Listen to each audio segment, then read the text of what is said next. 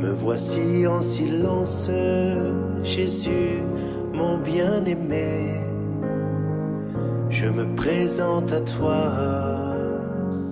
en cette aurore nouvelle. Sehilaaɓe, sakiraaɓe, mi arti kadi yewtidde e mon. Toɓɓere mo jogiimi hannde nde ko hol gonɗo tigiri Isa ibne Maryam, walla mbiyen Yeesu Krista.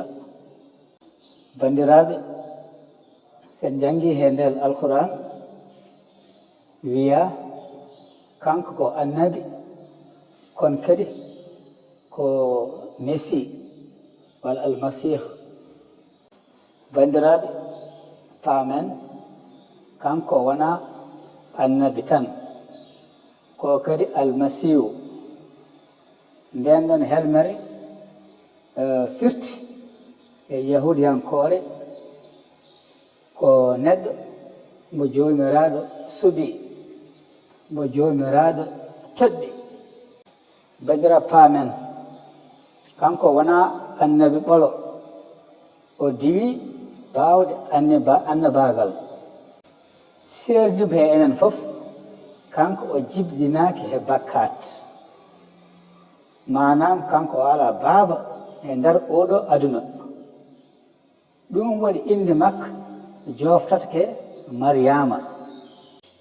Baa makko ummi ko dow asaman, o alaa baabiraaɗo ɗo he oɗo aduna.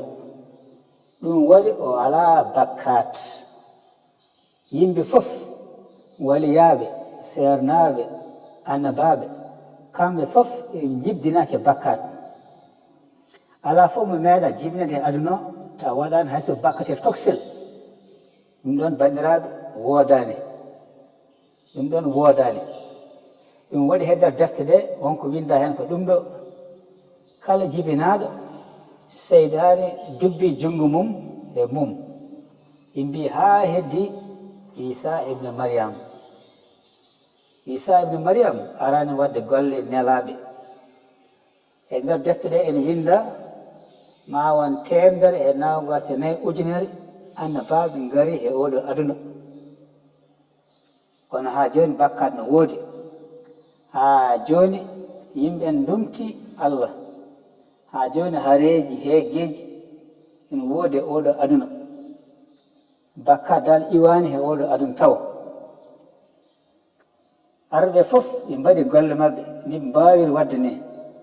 kono noon haa jooni bakkat no heddi. haa jooni jam deeƴo arani e oɗo aduna.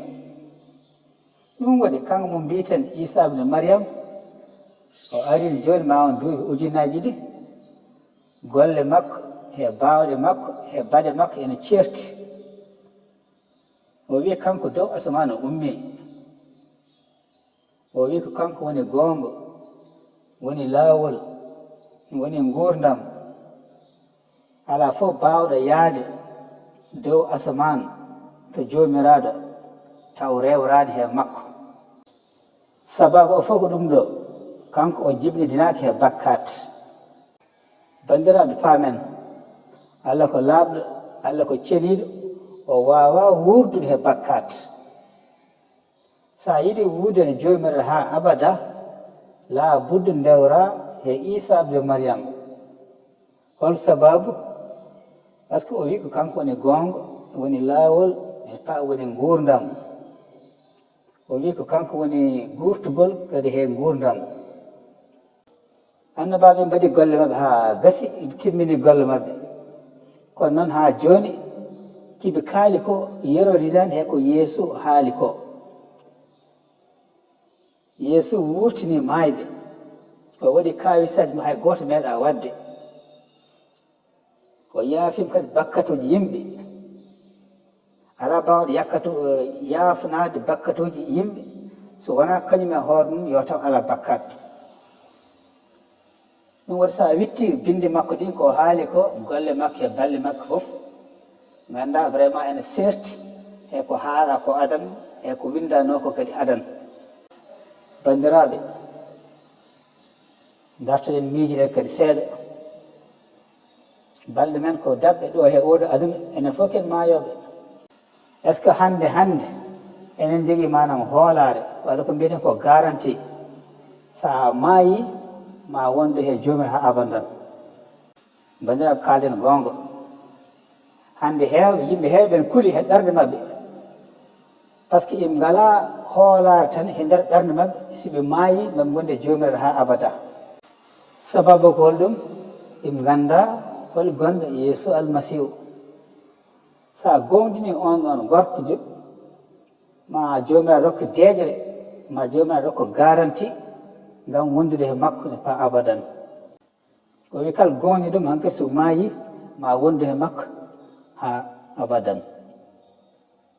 mi refto kadi hen seeɗa, kanko wona annabi ɓolo, o arani wadde golle annabi, o ari ko wadde golle almasih, neɗɗo cuɓaɗo, neɗɗo laaɓɗo to banggue vraiment jomiraɗo. ɗum waɗi golle makko bawɗe ma fof en serti e ko haalano ko e ko liggano ko avant. bandiraɓe on jarama ha ñande wonde. Au Christ ressuscité.